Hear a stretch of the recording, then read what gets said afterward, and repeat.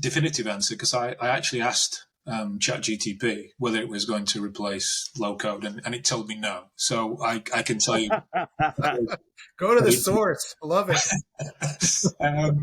But no, interesting. I did ask it, and it came up with what I thought was a very sensible answer. And I think the reality of life is that no, not anytime soon. But part of the problem we're trying to solve here is that code isn't the common language through which we want people to communicate when it comes to building software. Visual models are much better at doing that, right? They just drop down the barriers, make sure that anybody can participate. If I can walk you through a Mendix microflow, and I can fully annotate it and document it, and it's a thing to behold. You can lay out a full process. You can get multiple people, whether they're technical or non-technical, to walk through that. It just breaks down those barriers when it comes to collaboration. So code for me isn't what we should be doing.